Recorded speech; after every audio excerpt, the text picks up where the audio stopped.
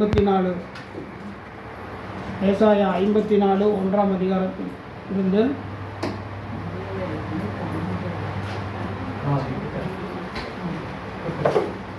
ஏசாயா 54ஆம் அதிகாரம் 1வது வசனத்தின் மூலமாக இன்று நாம் வேத பாடத்தை தியானிக்க இருக்கிறோம். பிள்ளை பெறாத மலடியே மகிழ்ந்து பாடு, கற்ப வேதனைப்படாதவளே கெம்பீரமாய் பாடி ஆனந்த சத்தமிடு.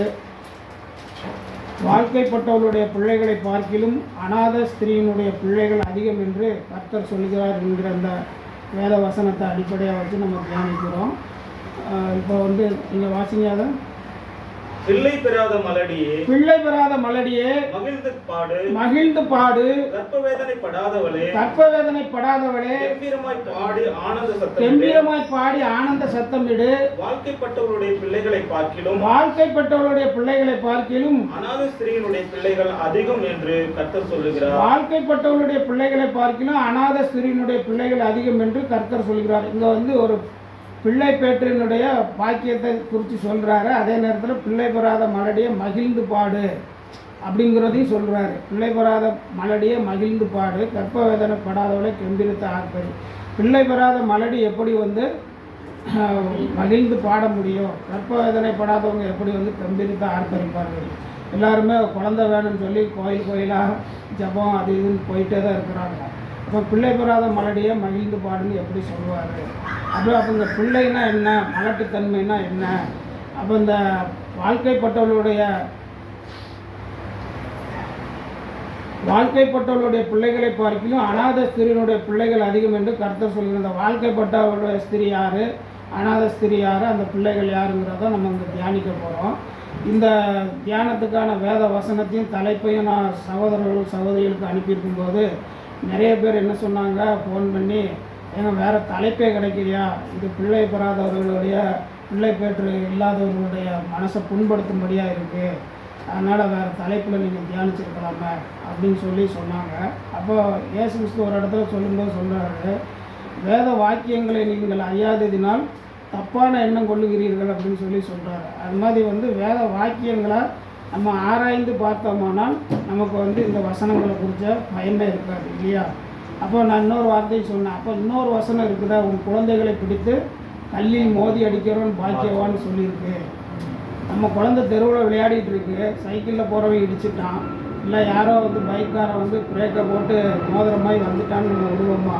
கண்ணு இருக்கா உனக்கு, என்னையா அப்படி பிள்ளையா இருக்கிற மாதிரி வர்றேன்னு சொல்ல முடியாது. ஆனால் உன் குழந்தையை பிடித்து கல்லில் மோதி அடிக்கிறோன்னு பாக்கியவான்னு சொல்லுவோம். அந்த வசனத்தை நம்ம தியானிப்போமா இல்லையா? நான் நிறைய சபைகளில் பேசும்போது அந்த வசனத்தை வாசிக்க சொன்னால் சகோதரிகள் போட்டு வாசிக்கிற சகோதரிகளாக ஆஃப் ஆகிடுவாங்க. சும்மா வாசிங்க யாரோ ஒருத்தர்னா ரொம்ப இழுபறியாக சொல்லிட்டாங்களேன்னு சொல்லி அப்படி பயந்துக்கிட்டே வாசிப்பாங்க. அப்படி பயப்படுற அளவுக்கு ஒன்றும் இல்லை. இது நற்செய்தி புத்தகம், இதில் எந்த துர்ச்செய்தியும் இருக்காது. நம்ம பொருள் புரிந்தவர்களாக இருக்கணும் இல்லையா? அப்போ இந்த வசனத்துக்கு பொருள் தெரிஞ்சவொன்னா எல்லாருமே கை வச்சு அதில் அந்த வசனத்தில் உன் குழந்தைகளை பிடித்து கல்லில் மோதி அடிக்கிறோன்னு பாக்கியவான்ங்கிற சொன்னால் என் குழந்தைகளை பிடித்து கல்லில் மோதி அடிக்கிறோன்னு பாக்கியவான்னு தைரியமாக சொல்லுவாங்க. அந்த அளவுக்கு அதனுடைய பொருள் இருக்குது. நம்ம திருச்சி சபையில் நான் இந்த வேத பாடத்தை தியானித்து பேசும்போது அங்கே பொருளாளராக இருந்த ஐயா 85 வயசு அவருக்கு அன்றைக்கி தான் அவருக்கு பிறந்த நாள். அப்போ பேசி முடிச்சுட்டு இறங்கி வந்த பிறகு அவர் சொன்னார், அப்போ இந்த வசனத்துக்கு பொருள் தெரியாமல் இருந்தேன், இன்றைக்கி தெரிஞ்சுக்கிட்டேன் அப்படின்னு சொன்னார். அதுலேருந்து நேரம் 15ஆவது நாள் அவர் தவறிட்டார்.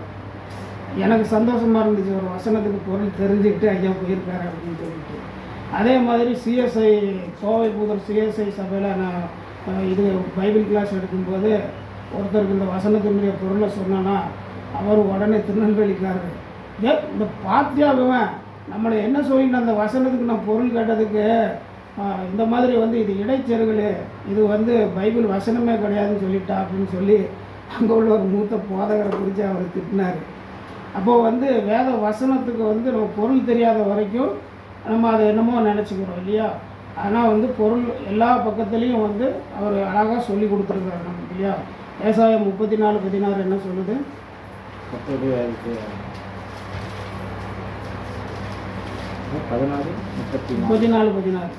கர்த்தருடைய கர்த்தருடைய புஸ்தகத்திலே தேடி வாசியுங்கள். கர்த்தருடைய புஸ்தகத்திலே தேடி வாசியுங்கள். இவைகளில் ஒன்றும் குறையாது. இவைகளில் ஒன்றும் குறையாது.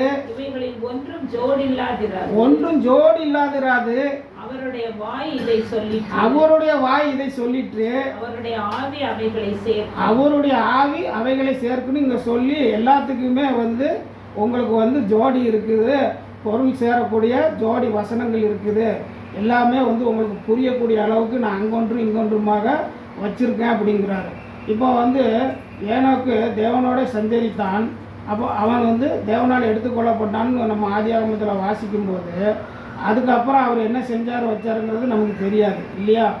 நம்ம முழு பைபிளையும் கடைசியில் யூதாவுக்கு போவையில் தான் அங்கே வந்து ஆதாமுக்கு 7ஆம் தலைமுறையான ஏனோக்கு கர்த்தர் வந்து 1000 தூதர்களோடும் தனது பரிசுத்தவான்களோடும் வருவார் என்று முன்னறித்தோன் இவனேன்னு அவர் சேர்ந்த காரியத்தை அங்கே சொல்லியிருக்கு. அப்போ ஒரு வசனத்துக்கு ஒரு வசனம் ஜோடி கண்டிப்பாக இருக்குது. அப்போ தேடி பிடிச்சி வாசிங்கன்னு சொல்லியாச்சு. தேடி பிடிச்சி வாசிக்காத யார் தப்பு? நம்ம தப்பு. அப்போ வசனத்தை குறை சொல்லக்கூடாது இல்லையா. உன் குழந்தையை பிடித்து கல்லில் மோதி அடிக்கணும் இப்படி இல்லாமல் எழுதுவாங்க, குழந்தைய பிடிச்சி யாராவது கல்லில் அடிப்பாங்களா அப்படின்னு சொல்லி. அப்போ வந்து இந்த 2 பேதுரு 1ஆம் அதிகாரம் 20-21 என்ன சொல்லுது? 2 பேதுரு 1ஆம் அதிகாரம் 20-21.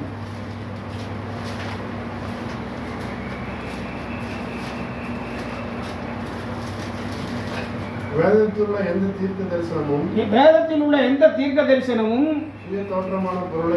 சுய தோற்றமான பொருளை உடையதா இராதென்று நீங்கள் முந்தி அறிய வேண்டியது. பார்த்தீங்களா? அப்போ வேதத்தில் உள்ள எந்த ஒரு பொருளும் சுய தோற்றமுடையதா இராதென்று நீங்கள் முந்தி. மண்ணுன்னா என்னது? மண்ணுன்னா உலக பிரகாரமாக என்ன சொல்லுவாங்க? மண்ணுன்னு நினச்சிக்கிடுவோம். நம்ம என்ன சொல்லுவோம்? மனிதனை மண்ணென்று நினைவு கூறுகிறான், மனிதனே மண்ணுன்போம், நடக்கிற மனிதர்களை மரங்களை போல் காண்கிறேன்மா இல்லையா. அப்போ வந்து நமக்கு மண் மரம்னா மனுஷன் நம்ம புரிஞ்சுக்கிடுவோம். கல்லுன்னா என்ன சொல்லுவோம்? கல்லுன்னா ஏசு கிறிஸ்துன்னு தான் நம்ம நினைப்போம் இல்லையா. அவர் தான் தலைக்கல், மூளைக்கல், தள்ளப்பட்ட கல், ஜீவன் உள்ள கல்னு அவர் தான் நம்ம நினைப்போம். அப்படி வந்து அப்போ எந்த ஒரு பொருளும் வந்து அதில் சொல்லப்பட்டபடி கல்லுன்னு நினச்சிடாதீங்க. அப்போ இங்கே வந்து பிள்ளை பெறாத மலடியை மகிழ்ந்து பாடு அப்படின்னு சொன்னால் பிள்ளையை வந்து பெறாத மலடியை நீங்கள் நினச்சிடாதீங்க, பிள்ளைகளை நினச்சிடாதீங்கன்னு தான் அங்கே அர்த்தம். அப்போ நம்ம வேத வசனத்தின்படி, ஏன்னா அவர் ஜோடி இல்லாதிராது தேடி வாசிங்கள்னு சொல்லிட்டாரு, அவைகள் ஒன்றும் குறையாது, அவருடைய வாய் இதை சொல்லிட்டு அவருடைய ஆவி அவைகளை சேர்க்குன்ட்டார். ஆனால் எல்லோரும் என்ன சொல்லுவாங்க? இவங்க அங்கேருந்து இழுத்து பிடிச்சி இங்கே வந்து சேர்த்து இந்த வசனத்துக்குள்ளே அதை புகுத்தி இப்படியெல்லாம் தியானிக்காமங்க. அப்படி தியானித்தா தான் நமக்கு மெய்ப்பொருள் கிடைக்கும் இல்லையா. நீதிமொழிகள் 8:20 வாசிங்க.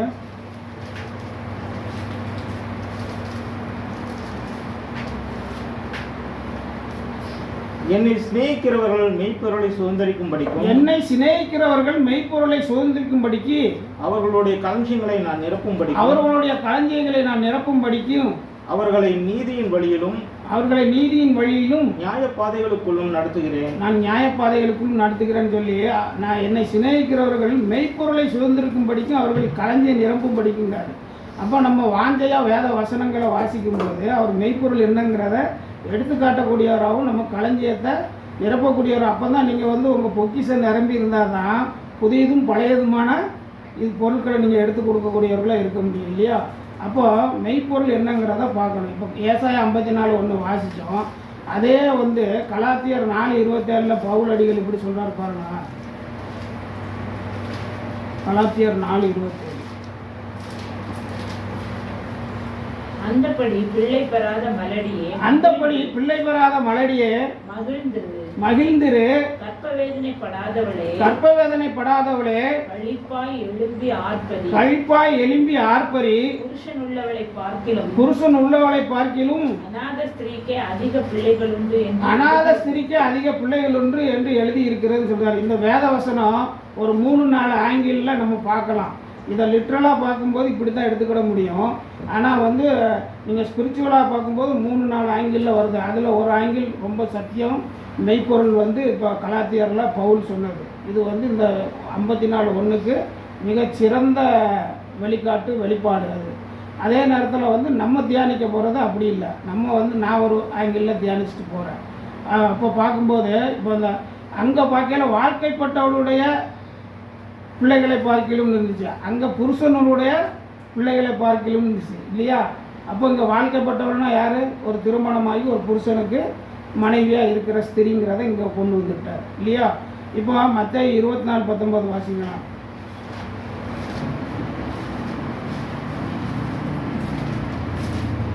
அந்நாட்களிலே கர்ப்பவதிகளுக்கும் பால் கொடுக்கிறவர்களுக்கும் ஐயோ. பார்த்தீங்களா? அந்நாட்களிலே கர்ப்பவதிகளுக்கும் பால் கொடுக்கிறவருக்கும் ஐயோன்னு சொல்லுது இல்லையா?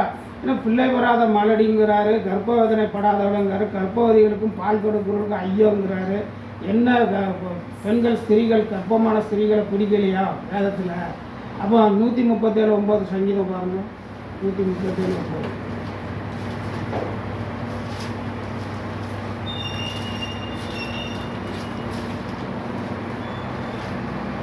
உன் குழந்தைகளை பிடித்து கல்லின் மேல் மோதி அடிக்கிறவன் பாக்கியவான் வேற சொல்லிடுச்சே. அப்போ என்ன இது? குழந்தைகளுக்கும் கர்ப்பவதிகளுக்கும் இப்படியா வேதம் சொல்லும் அப்படின்னு. அதே நீங்கள் யாத்திராகமம் 23:26 வருஷங்க. யாத்திராகமம் 23:26.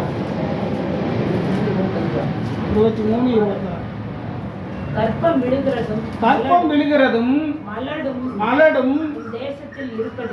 உன் தேசத்தில் இருப்பதில்லை. உன் ஆயுசு நாட்களை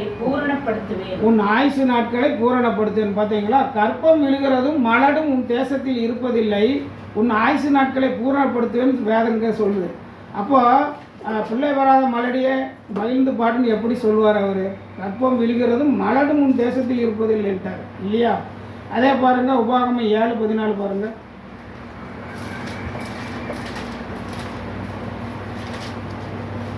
உன் தேவனாகிய கர்த்தர் உன்னிடத்தில் உபாகமம் 7:14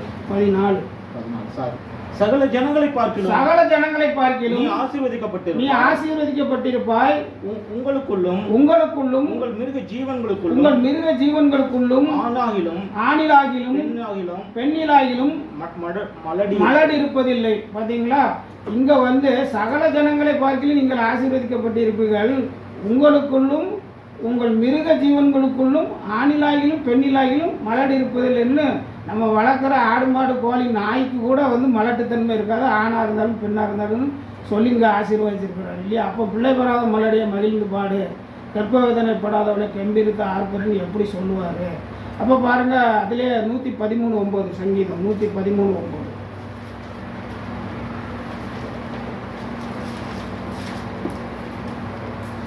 மலடியை சந்தோஷமான பிள்ளைத்தாட்சியாக்கி வீட்டிலே குடியிருக்க பண்ணுகிறார். அல்லேலூயா. பார்த்தீங்களா? மலடியை சந்தோஷமான பிள்ளைத்தாட்சியாக்கி வீட்டிலே குடியிருக்க பண்ணுகிறார். அல்லேலூயான்னு இங்கே சொல்லிடுச்சு. அப்போ இங்கே மலடிங்கிறது கிடையாது. மலடியை பிள்ளைத்தாட்சி ஆக்கிறோம். அண்ணாள் என்ன செஞ்சாங்க? அண்ணாளுடைய மூத்த சம்சாரம் அவர் பேர் என்னது? எல்கானா. அவருடைய மூத்த சம்சாரம் அண்ணால கொடுமைப்படுத்துச்சு, பிள்ளை இல்லைன்னு ஒரு மாதிரி தூசணம் பண்ணுச்சு. இந்த அம்மா எவ்வளோ வருத்தப்பட்டாங்க. ஆனால் அவங்களுக்கு ஆண்டவர் சாமுவேலை கொடுத்தாரு இல்லையா? சாரால் எப்படி அடிமை பண்ணால கேலி பண்ணப்பட்டாங்க, அவங்களுக்கு ஈசாக்கை கொடுத்தாரு இல்லையா? அப்புறம் லேயால் ராக்கேலுக்கு 2 பேருக்கும் சண்டையாக வந்துக்கிட்டு இருந்துச்சு, குழந்தை பேர் தள்ளி போனதுனால இல்லையா? அப்படி அவர் கற்பத்தை அடைக்கிறாரு, அவரே கற்பத்தை திறந்து விடுறாரு இல்லையா? அப்போ இப்படி கற்பத்தை ஆசீர்வதிச்சிருக்கிற ஒரு தேவன் கடவுள் எப்படி பிள்ளை பெறாத மலடியை மகிழ்ந்து பாடுன்னு சொல்லுவார். அதே 127:4 பாருங்க. சங்கீதம் 127:4.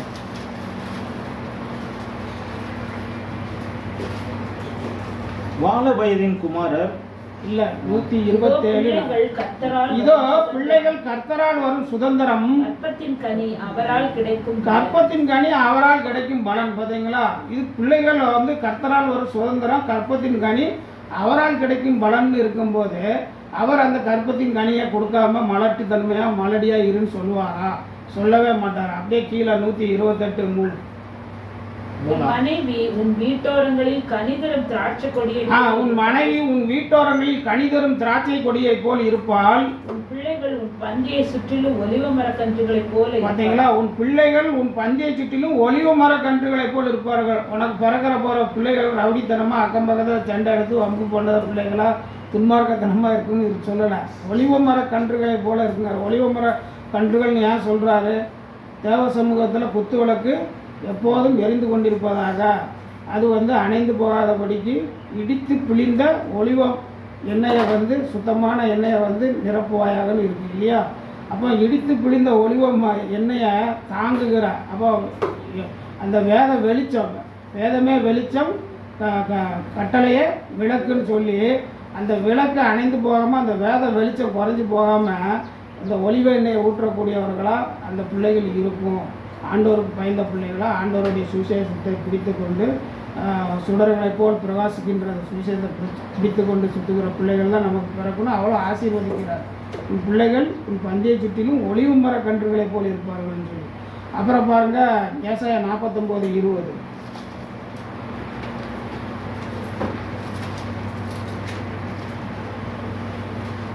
பிள்ளைகள் அற்று இருந்த உனக்கு, பிள்ளைகள் அற்றிருந்த உனக்கு உண்டாயிருக்க போகிற பிள்ளைகள், பிள்ளைகள் அற்றிருந்த உனக்கு உண்டாய் இருக்கிற போகிற பிள்ளைகள், இடம் இடம் எங்களுக்கு நெருக்கமாயிருக்கிறது, இடம் எங்களுக்கு நெருக்கமாக இருக்கிறது, நாங்கள் குடியிருக்கும்படிக்கு விலகி இரு என்று விலகி இரு என்று உன் காதுகள் கேட்க சொல்வார்கள் சொல்லு. பார்த்தீங்களா, பிள்ளையே இல்லாமல் இருக்கிறான்.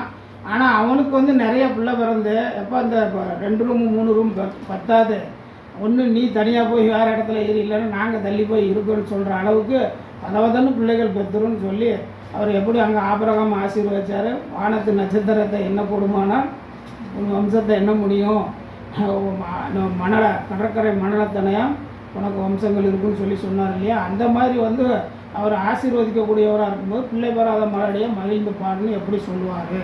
அப்புறம் ஏசாயா 65:23 பாருங்கள்.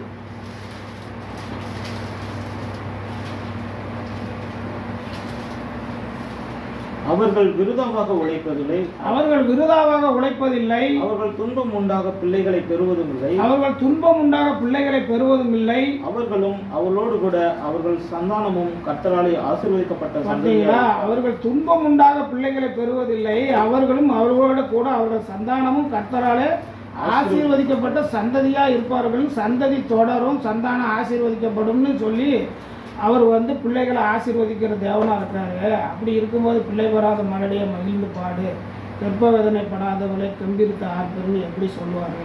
அப்போ இங்கே எதையோ சொல்ல வருது இல்லையா. சுய தோற்றமுடையதா இராதென்று நீங்கள் அறிய வேண்டியதுன்னு, முந்தி அறிய வேண்டியதுன்னு சொல்லி இங்கே ஏதோ ஒரு விஷயத்த ஒழிச்சு மறைச்சி சொல்லிகிட்டே வந்துகிட்டே இருக்கிறார்.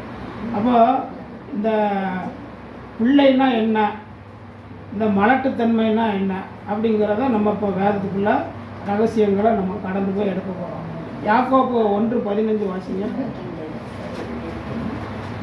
யாக்கோப்பு 1:15. பின்பு இச்சையானது கர்ப்பம் தரித்து, பின்பு இச்சையானது கர்ப்பம் தரித்து பாவத்தை பிறப்பிக்கும், பாவத்தை பிறப்பிக்கும், பாவம் பூரணமாகும் போது, பாவம் பூரணமாகும் போது மரணத்தை பிறப்பிக்கும், மரணத்தை பிறப்பிக்கும். பார்த்தீங்களா, நான் இந்த வேத வசனத்தை தியானிக்கும் போது நிறைய பேர்கிட்ட, நிறைய பைபிள் படித்தவங்கள்ட்டெல்லாம் வெளியில் பார்க்குறவங்கள்ட்டெல்லாம் கேட்பேன், இதுக்கு என்ன பொருள் என்ன பொருள்னு. அவங்க வந்து இந்த ராமாவில பூக்குரல் விட்டு அழுதாக்க வச்சாங்கன்னு சொல்லி அந்த வரலாற்று பின்னணியை சொல்லுவாங்க. இல்லைன்னா இப்போ அந்த கலாத்தியார் 4:27 சொன்ன அந்த வரலாற்று பின்னணியை சொல்லுவாங்க. சரிதான். ஆனாலும் வந்து இந்த இதில் நான் வந்து தியானிக்கும் போது, அப்போ நான் யாக்கோப்பு மூலமாக தான் ரசிக்கப்பட்டு வந்தேன். யாக்கோப்பு புத்தகம் படித்து தான் நான் ஆண்டவருக்குள்ளே வந்தேன். அதனால் நான் எதை ரொம்ப குழப்பமாக தியானிக்கும் போதும் ஆண்டவர் சொல்லுவார், அப்போ அவரை கேட்ட இவரை கேட்ட, உன்னை உள்ளே கொண்டு வந்தார், அவரை கேட்டியா அப்படிம்பார். நம்மளை உள்ளே கொண்டு வந்தார், யாக்கோப்பை கேட்டியா அப்படிங்கிற மாதிரி எனக்கு தோணும். அப்போ உடனே நான் யாக்கோப்பை புரட்டும் போது அங்கே எனக்கு விடை கிடைச்சிடும். அப்படி தான் இந்த 54:1 யாக்கோப்பு வந்து இந்த 1:15 விடை சொல்லுவார். எப்படின்னா, பின்பு இச்சையானது கர்ப்பம் தரித்து பாவத்தை பிறப்பிக்கும், பாவம் பூரணமாகும் போது மரணத்தை பிறப்பிக்கும்னு சொல்லிட்டார். அப்போ இங்கே வந்து கற்பம்னா என்ன சொல்லிட்டார், கற்ப வேதனைப்படாதவளே கம்பீரித்த ஆர்ப்பரின்னு சொன்னார்களா. அப்போ இங்கே கற்பம்னா என்ன சொல்லுது, நம்ம இச்சையில் ஒரு காரியத்தை, தவறான காரியத்தை இதை செய்யலாமான்னு யோசிக்கும்போது நம்ம 1 மாதம் 2 மாதம்னு கற்பம் தரிக்க ஆரம்பிச்சிடுறோம், தெரியுதா. அப்போ அந்த காரியத்தை வந்து தப்போ ரைட்டோ அதை செஞ்சு முடிச்சிடோன்னு நம்ம அதை செயல்படுத்திட்டோம்னா பாவங்கிற குழந்தைய நம்ம பெற்றெடுத்துட்டோம். அப்போ அந்த பாவங்கிற குழந்தை அதிகமாகிட்டே போனால் என்னாகும், ஒரு பிட்பாய்ட் கேஸு, ஒரு 75 கேஸுனால் சின்ன சின்ன தண்டனைகள் கிடைக்கும். அது நாளைக்கு ஒரு கொலையில் போய் நின்றுச்சுன்னா என்னாகும்? மரணத்தை பிறப்பிக்கும். பாவத்தின் சம்பளம் மரணம்னு அங்கே போய் நிற்கும். அப்போ பின்பு இச்சையானது கற்பம் தரித்து பாவத்தை பிறப்பிக்குங்க. அப்போ இங்கே கற்பம்னா என்னன்னு கேட்டிங்கன்னா இச்சையினால் தோன்றக்கூடிய பாவங்கள், இதுதான் கற்பம். அப்போ இச்சையினால் தோன்றக்கூடிய பாவங்கிற விதவிதமான பிள்ளைகள் இருக்குது. ஒரு பிள்ளை ரெண்டு பிள்ளை இல்லை, விதவிதமான பிள்ளைகள் இருக்குது.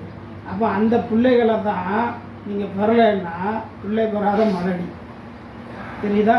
இங்கே ஆணாக இருந்தாலும் சரி பெண்ணாக இருந்தாலும் சரி பிள்ளை பெறாத மலடியை மகிழ்ந்து பாடினா, பாவம் செய்யாதவர்களே நீங்கள் மகிழ்ந்து பாடுங்க, பாவம் செய்யறதுக்கு இச்சையினால் தூண்டப்படாதவர்களே, கற்பம் தரிக்காதவர்களே, கற்ப வேதனைப்படாதவர்களே மகிழ்ந்து பாடுங்கன்னு இந்த வசனம் நமக்கு சொல்லுது. தெரியுதா? அப்போ இதை வந்து எப்படி வசனத்தின் அடிப்படையில் நம்ம பார்க்குறது அப்படின்னு பார்க்கும்போது சங்கீதம் 7:14 பாருங்கள்.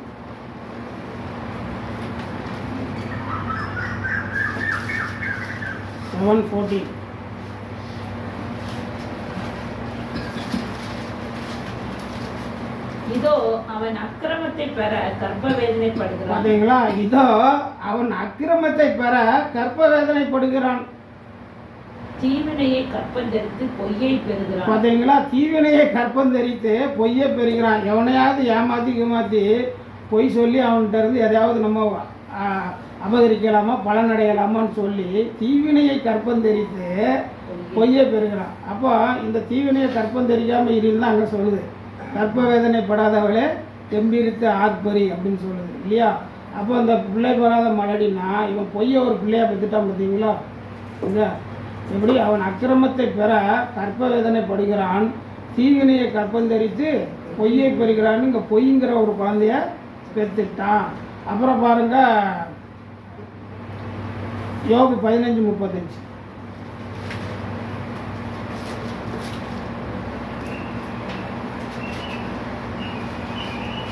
அப்படிப்பட்டவன் அநியாயத்தை கற்பம் தரித்து அக்கிரமத்தை பெறுகிறான். அவர்கள் கற்பம் மாயையை பிறப்பிக்கும். அப்படிப்பட்டவன் அநியாயத்தை கற்பம் தரித்து அக்கிரமத்தை பெறுகிறான்னு சொல்லி இங்க அநியாயங்கிறது அக்கிரமங்கிறது மாயங்கிறது இல்லையா? இப்படி வந்து விதவிதமான துன்மார்க்கமான பிள்ளைகள் பிறக்குது. அதை நம்ம இச்சையினாலேயோ இல்லை ஒரு வெறுப்புனாலேயோ கோபதாபங்கள்லையோ நமக்குள்ளே உருவாச்சுன்னா நம்ம கர்ப்ப வேதனைப்படுகிறவர்கள். நம்ம அந்த குழந்தைய பெற்றுட்டோம்னா நம்ம வந்து துன்மார்க்கமான பிள்ளையை பெற்றவங்க, பெற்றோருக்கு சமமானவர்களாக இருப்போம். இப்படிப்பட்ட பிள்ளைகளை பெறாதீர்கள்னு சொல்லி தான் பிள்ளை பெறாத மலடியை மகிழ்ந்து பாடுன்னு அவர் அங்கே சொல்லிட்டு வர்றாரு. அடுத்தது பாருங்கள் சங்கீதம் 58:3.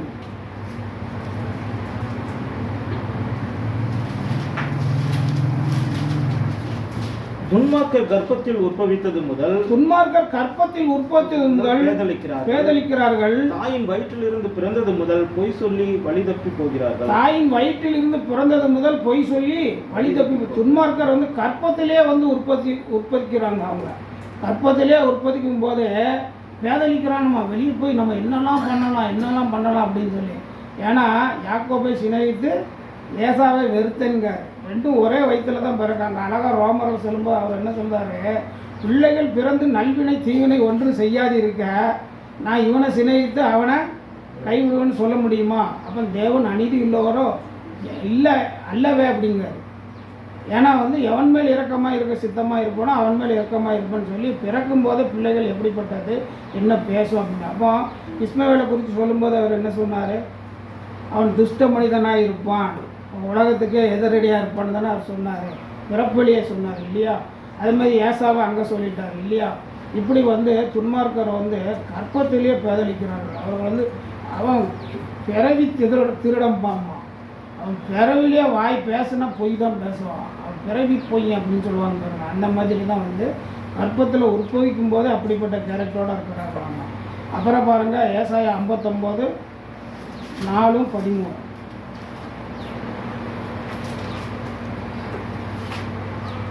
நீதியை தேடுகிறவனும் இல்லை, சத்தியத்தின்படி வழக்காடுகிறவனும் இல்லை, மாயையை நம்பி அபத்தமானதை பேசுகிறார்கள், தீமையை கர்ப்பம் தரித்து அக்கிரமத்தை பெறுகிறார்கள். பார்த்தீங்களா? இந்த தீமையை கர்ப்பம் தரித்து அக்கிரமத்தை பெறுகிறார்கள். இங்கே அக்கிரமங்கிற குழந்தைய பெற்றவனா ஒருத்தனை சொல்கிறாங்க. 13 அப்படியே நேருக்கு எதிராக. கர்த்தருக்கு விரோதமாய் துரோகம் பண்ணி கர்த்தருக்கு விரோதமாய் துரோகம் பண்ணி பொய் பேசி எங்கள் தேவனை விட்டு பின்வாங்கினோம். எங்கள் தேவனை விட்டு பின்வாங்கினோம். கொடுமையாகவும் கலகமாகவும் பேசினோம். கள்ள வார்த்தைகளை கற்பம் தரித்து இருதயத்திலிருந்து பிறப்பிக்க பண்ணினாங்க. பார்த்தீங்களா? அப்போ அவர் என்ன சொல்றாரு? வாயில போட்டு சாப்பிடுறது வந்து ஆசன வழியாக கழிஞ்சு போயிடும். ஆனால் இருதயத்திலிருந்து பிறக்கிறது தான் உங்கள் இருதயத்தின் நிறைவினால் நாவு பேசும் அப்படிங்கிறார். ஏன் வாய் பேசுங்கிறார்? அப்போ இருதயத்திலிருந்து பிறப்பிக்கப்படும். எதை? கள்ள வார்த்தைகளை கற்பந்தரித்து இருதயத்தில் குழந்தை பிறந்துருச்சு. பார்த்தீங்களா? அப்போ இந்த மாதிரி பிள்ளைகளை பெறாதீங்க. பிள்ளை பெறாத மலடியை மகிழ்ந்து பாடும் தான் அங்கே அவர் சொல்லிட்டு வர்றாரு. அப்புறம் பாருங்க, யோபு 34:10-22.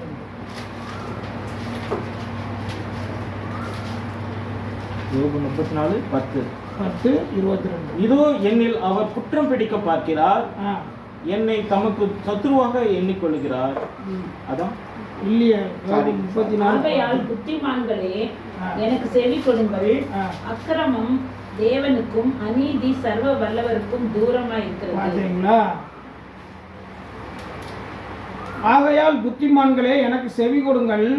அக்கிரமம் தேவனுக்கும் அநீதி சர்வ வல்லவருக்கும் தூரமாக இருக்கிறேன்னு சொல்லி இந்த அக்கிரமங்கிற பிள்ளையெல்லாம் பெற்றுக்கிட்டு நீங்கள் நல்லவனா வந்து நடிச்சிட்டு இருக்காதீங்க அப்படின்னு அங்கே சொல்கிறாரு. அதிலே 22 வாசிங்க. 10 அதுக்கு அடுத்தது 22. அக்கிரமக்காரர் ஒழித்து கொள்ளத்தக்க அந்தகாரமும் இல்லை, மரண இருளும் இல்லை. அக்கிரமம் பண்ணிட்டு நம்ம எங்கேயோ தப்பிச்சுக்கலாம் அப்படின்லாம் நினைக்காதீங்க. அவர்கள் வந்து ஒழித்து கொள்ளத்தக்க அந்தகாரமும் இல்லை, மரண இருளும் இல்லைன்ட்டார். பார்த்தீங்களா? அப்போ அக்கிரமக்காரனை வந்து சாதாரணமாக நினச்சிடக்கூடாது. அக்கிரம செய்யக்காரரே என்னை விட்டு அகன்று போங்கன்னு அவங்கள சொல்லிடுவோன்னு சொல்கிறாங்க. உங்களுடைய நாமத்தை நாங்கள் கூத்தாடினோம், குரலுதினோம், தீர்க்க தரிசனம் சொன்னோம், அதெல்லாம் செஞ்சோம், இதெல்லாம் செஞ்சோம், எல்லாம் தான் செஞ்சீங்க. ஆனால் என்கிட்ட வந்து உங்கள் காரியங்கள் செல்லுபடியாகாது. அக்கிரம செய்யக்காரர் என்னை விட்டு அகன்று போகணுன்னா, அக்கிரம செய்யக்காரன் நாங்கள் சாதாரணமாக வாசிட்டோம். அந்த அக்கிரம செய்யக்காரருக்கு என்ன இருக்குது பார்த்தீங்களா? ஒழித்து கொள்ளத்தக்க அந்தகாரம் இல்லைன்ட்டார், மரண இருளும் இல்லைன்ட்டார். அதனால் அக்கிரம செய்யுங்கிறது சாதாரணம் கிடையாது. அப்புறம் பாருங்கள், யோபு வாசியாச்சு. சங்கீதம் 137:9. உன் குழந்தையை பிடித்து கல்லின் மேல் மோதி அடிக்கிறவன் பாக்கியவான் இருக்குது. அப்போ குழந்தையை பிடித்து கல்லின் மேல் மோதி அடிக்கிறவன் பாக்கியவானா நம்ம உற்றுவோமா? நம்ம குழந்தைய கல்லில் இடிச்சிட்டிங்க சார் ரொம்ப சந்தோஷம் தான் சொல்லுவோமா? அது ஒரு நாள் சொல்ல மாட்டான். அப்போ இங்கே இந்த வேத வசனங்களின்படி பிள்ளைன்னா என்னென்னு பார்த்துட்டோம், கற்பம்னா என்னென்னு பார்த்துட்டோம். மலட்டுத்தன்மைங்கிறது அவர் சரீர பிரகாரமான மலட்டுத்தன்மையை சொல்லலை. இந்த மாதிரி வந்து துன்மார்க்கத்துக்கெல்லாம் ஈடுபடாதீங்க, அதெல்லாம் மலட்டுக்கு பிள்ளை பெறுவதற்கு ஒப்பு. அதனால் நீங்கள் அதில் மலட்டுத்தன்மையோடு இருங்க அப்படிங்கிறது தான் அங்கே அவர் சொல்ல வர்றாரு. அப்போ அங்கே பிள்ளைகள் என்னென்னு பார்த்துட்டோம்னா பாவம், அக்கிரமம், பொய், மாயை, அது இதுன்னு எல்லா குழந்தைகளையும் பார்த்துட்டோம். இந்த குழந்தைகளை பிடித்து கல்லின் மேல் அடிக்கிறவன் பாக்கியவான். எந்த கல் மேலே அடிக்கணும்?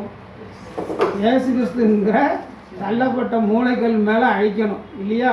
அப்போ மத்தேயு 21:42-44 என்ன சொல்லுது? மத்தேயு 21:42-44.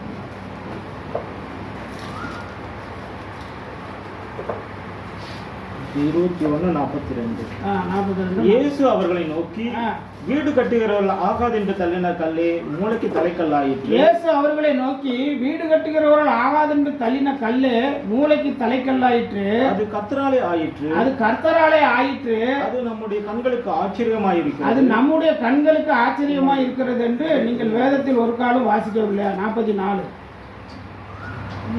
இந்த கல்லின் மேல் விழுகிறவன் நொறுங்கி போவான். இது எவன் மேல் விழுமோ அவனை நசுக்கி போடும் என்று நான் உங்களுக்கு சொல்லுகிறேன் என்றார் சொல்லி. அப்போ இயேசு கிறிஸ்துங்கிற கல்லின் மேலே நம்ம பாவங்கிற குழந்தைய அடித்து நொறுக்கணும் இல்லையா? இந்த கல் மேலே போய் நம்மளாக போய் விழுந்தாலும் நொறுங்கி போவான்.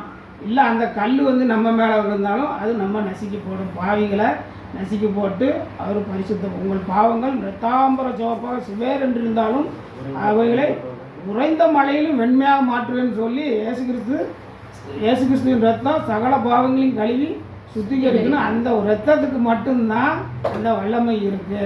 அப்போ நீங்கள் வந்து முன்னர் எப்படி இருந்தீங்கன்னு சொல்லி அவர் சொல்லும்போது ஒரு லிஸ்ட்டே போடுறாரு பவுலடிகள் இல்லையா. அப்போ எப்பேற்பட்ட பாவிகளாக இருந்தாலும் அந்த பாவம்ங்கிறது வந்து நமக்கு குழந்தைங்கிறத இங்கே சொல்லுவோம். அப்போ உன் குழந்தையை பிடித்து கல்லின் மேல் மோதி அடிக்கிறவன் பாக்கியவான்னா இயேசு கிறிஸ்துங்கிற ஒரு ரட்சகர் இருக்கார். அவர் உன் பாவங்களெல்லாம் மன்னிக்கக்கூடியவர், உன் பாவத்துக்காக அவர் ஈடுபலி செலுத்தினவர்னு அவரை அறிவித்து அவர் மூலமாக அவர் பாவியை திருப்புகிறவன் ஏராளமான பாவங்களை மூட கடவுன் என்று அறிவீர்கள் சொல்லி யாக்கோபு 5:20 வாசிங்க.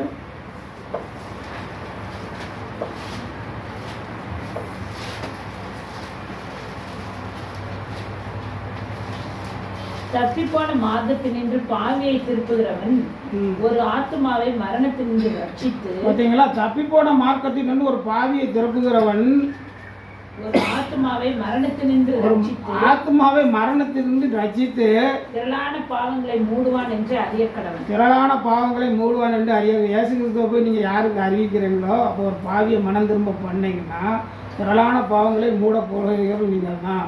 அதுதான் உன் குழந்தையை பிடித்து கல்லின் மேல் மோதி அடிக்கிறவன் பாக்கியவான். அந்த பாக்கியத்தை அங்கே சொல்லியிருக்குது. அப்புறம் பாருங்கள், இது ஏசாயா 57:14.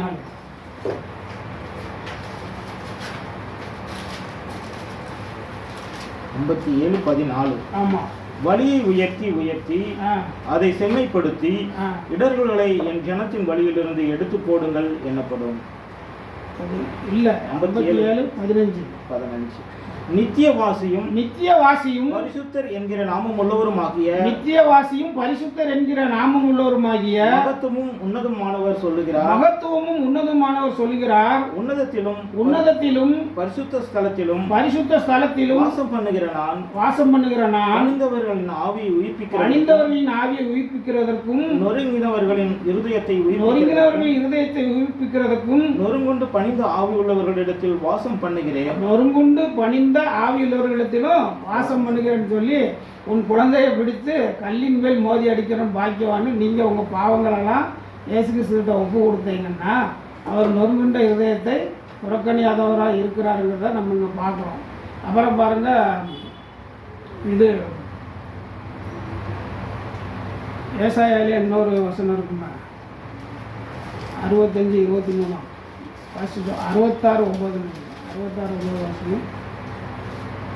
பெற பண்ணுகிறவராகிய நான் பெற செய்யாமல் இருப்பேனோ என்று கர்த்தர் சொல்கிறார். பிரசவிக்க பண்ணுகிறவராகிய நான் பிரசவத்தை தடுப்பேனோ என்று உன் தேவன் சொல்கிறார். இங்கே நம்ம சாதாரணமாக வந்து பெற பண்ணுகிறவரை நான் வந்து பெற செய்யாமல் இருப்பேன்னு சொல்லி குழந்தை பெற்ற நம்ம எடுத்துக்கிடுவோம் இல்லையா.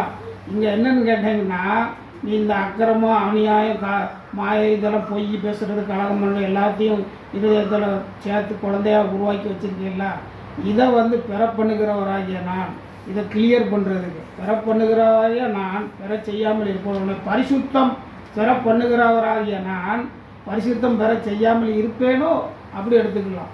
அப்புறம் பாருங்கள், பிரசவிக்க பண்ணுகிறவராகிய நான் பிரசவத்தை தடுப்பேனோ. இப்படி அநியாய அக்கிரமத்தெல்லாம் குழந்தையாக கற்பம் தரிச்சிருக்கவங்களை பிரசவிக்க பண்ணி கிளியர் ஆக்குறத தடுப்பேனோ அப்படின்னு நம்ம எடுத்துக்கலாம் இல்லையா. அப்படி தான் நான் வந்து தியானிச்சுட்டு போயிருக்கேன். அடுத்தது பாருங்கள், இது யோவான் 8:46. அதுக்கு முன்னாடி கலாத்தியர் 4:19. கலாத்தியர் 4:19. என் சிறு பிள்ளைகளே கிறிஸ்து உங்களிடத்தில் உருவாகும் அளவும் உங்களுக்காக மறுபடியும் கர்ப்பவேதனை பார்த்தீங்களா, உங்களுக்காக நான் மறுபடியும் கர்ப்பவேதனை, இந்த கர்ப்பவேதனை படலாம்.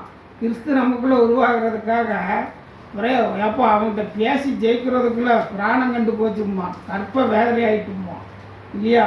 அந்த மாதிரி வந்து கிறிஸ்து உங்களுக்குள் உருவாகும் அளவும் கர்ப்ப வேதனை படுகிறது, இந்த கர்ப்ப வேதனை படலாம், அது தப்பு கிடையாது. யோவான் 8:46 வருஷம். என்னிடத்தில் பாவம் உண்டென்று உங்களால் யார் என்னை குற்றப்படுத்த? பார்த்தீங்களா, என்னிடத்தில் பாவம் உண்டென்று உங்களால் யார் என்னை குற்றப்படுத்துங்க. அப்போ பாவமே இல்லாத பரிசுத்தர் யார்? இயேசு கிறிஸ்து தான் இல்லையா. அவர் நமக்காக தான் பாவம் இல்லாத அவர் பாவமானார் வேத வசனம் சொல்லுது. 1 யோவான் 3:5.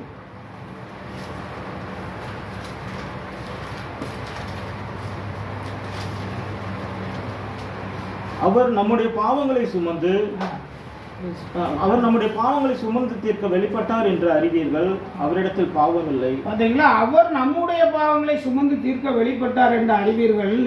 அவரிடத்தில் பாவங்களை, அவர் நம்முடைய பாவங்களை சுமந்து தீர்க்கிறதா வெளிப்பட்டார். அதனால யோவான் நாங்கள் என்ன சொன்னார், இதோ உலகத்தின் பாவத்தை சுமந்து தீர்க்கிற தேவ ஆட்டுக்குட்டின்னு சொன்னார்.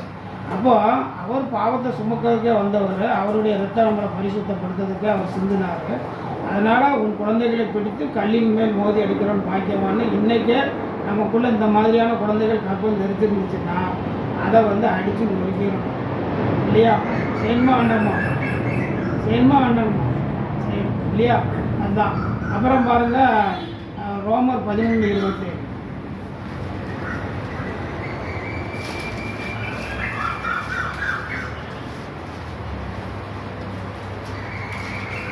ரோமர் 11:27. நான் அவர்களுடைய பாவங்களை நீக்கும் போது அதுவே நான் அவர்களுடன் செய்யும் உடன்படிக்கை என்றும் எழுதியிருக்கிறேன். பார்த்தீங்களா, அதுவே நான் செய்யும் என்னுடைய உடன்படிக்கை என்று எழுதியிருக்கிறேன்னு சொன்னார். அவர் நம்முடைய பாவங்களை வந்து பரிசுத்தம் பண்ணத்தான் வந்தவர். அதிலே ரோமர் 6:22. 6:22. இப்பொழுது நீங்கள் பாவத்திலிருந்து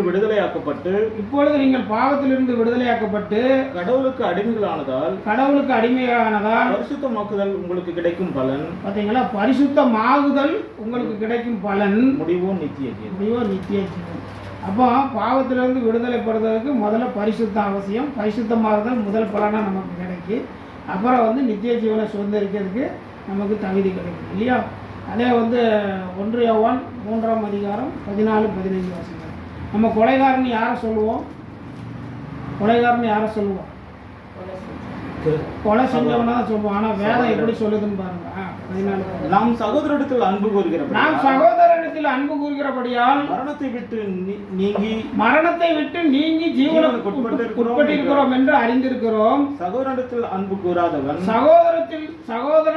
அன்பு கூறாதவன் மரணத்தில் நிலை கொண்டிருக்கிறான். தன் சகோதரனை பகைக்கிற எவனும் மனுஷ கொலைபாதகனாய் இருக்கிறான். மனுஷ கொலைபாதகன் எவனோ அவனுக்குள் நித்திய ஜீவன் நிலைத்திராது என்று அறிவீர்கள் சொல்லி, சகோதர சிநேகமே, சகோதர அன்பே வந்து மரணத்தை விட்டு நம்மளை நீக்கி ஜீவனுக்கு உட்பட்டு ஜீவன் உள்ளவன்னு வெளியே காட்டிட்டு இருக்கு. நம்ம சகோதரர்களை பகைத்தோமானால் மனுஷ கொலைபாதகன்னு சொல்லுது. ஜீவன் இல்லாதவன், செத்து போனவன்னு வேதம் இப்படி சொல்லுது. அப்போ அவர் என்ன சொல்றார், நீங்கள் ஒருவரில் ஒருவர் அன்பாக இருந்தால் சொல்லுங்க, என்னுடைய சீசர்களாக இருப்பீர்கள். நீங்கள் சீசராக இருக்கிறதுக்கு முதல் தகுதியாக வந்து ஒருவரில் ஒருவர் அன்பாக இருக்கணும். நீங்கள் ஒருவரோடு ஒருவர் பட்சித்தீர்களானால் அழிந்து போவீர்கள்னு வேதம் சொல்லுது. நான் தான் மூப்பனாக இருப்பேன், நீ தான் மூப்பனாக இருப்பேன், நான் தான் ரெவரண்டு, நான் தான் போதகர் இல்லையா? அந்த எலெக்ஷன் வேறு. எலெக்ஷனில் வந்து இவர் எங்கள் ஊருக்காரரு, இவருக்கு மட்டும் வாக்களிங்க அப்படின்னு யாரை ஒரு கடவுளால் தானே தேர்ந்தெடுக்கப்படணும். சீட்டு போட்டு தானே தேர்ந்தெடுத்தாங்க. பிதாவே உமக்கு திருவுளத்துக்கு எது சாத்தியமோ அந்தபடி வந்து எங்களில் வந்து அநியாயத்துக்கு உட்பட்டு ஒருத்தங்க இழந்து போயிட்டோம், அவனுக்கு பதிலாக ஒருத்தரை விடுங்கன்னு சீட்டு போட்டு தானே தேர்ந்தெடுத்தாங்க. இங்கே வாக்கு சீட்டை கொடுத்து தேர்ந்தெடுக்க வைக்கிறாங்க இல்லையா? அப்போ சத்தியத்தை படிச்சுட்டு நான் தான் தலைவர், நான் தான் தொண்டர்னு எதுக்கு சண்டை போடலாமா? அங்கே என்ன சொல்லுது வசனம்? நீங்கள் ஒருவரில் ஒருவர் அன்பாக இருந்தால் என்னுடைய சீசர்களாக இருப்பீர்கள். ஐயா போன வாரம் ஒரு ஸ்டடியாக எடுக்க வேண்டியதாகிட்டு இல்லையா? அப்போ வேத வசனம் வாசி என்னத்துக்கு? உன் கண் உனக்கு இடருண்டாக்கினால் அதை புடுங்க முடியாது. உன் கை உனக்கு இடருண்டாக்கினால் தரித்து போட மாட்டேன். ஏசு கிறிஸ்து என்னை சொர்க்கத்துக்கே கூப்பிட வேண்டாம் ஐயா.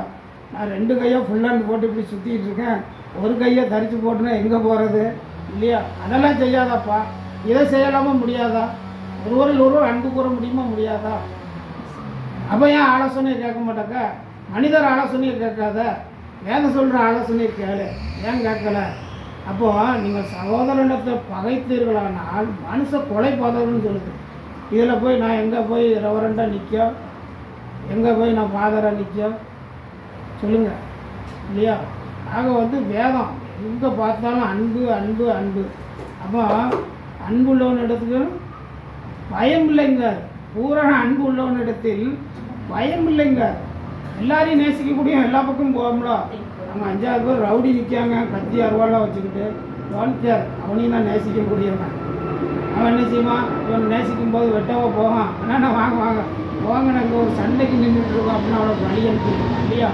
ஆக பூரண அன்பு வந்து பயத்தை புறம்பே தள்ளும். அப்போ அன்பு அன்பு அன்பு. அப்போது இயேசு கிறிஸ்து வந்து நம்ம அவர் பிள்ளை பெறாத மலடி, அவர் திருமணம் ஆகாதனால சொல்ல வரல, அவர்கிட்ட பாவம் இல்லை.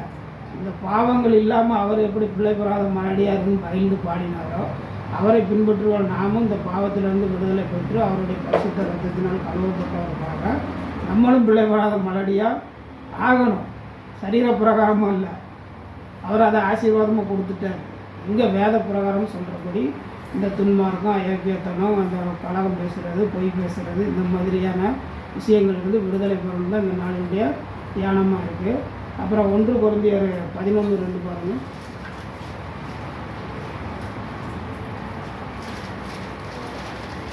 2 கொரிந்தியர் மன்னிக்கணும், 2 கொரிந்தியர்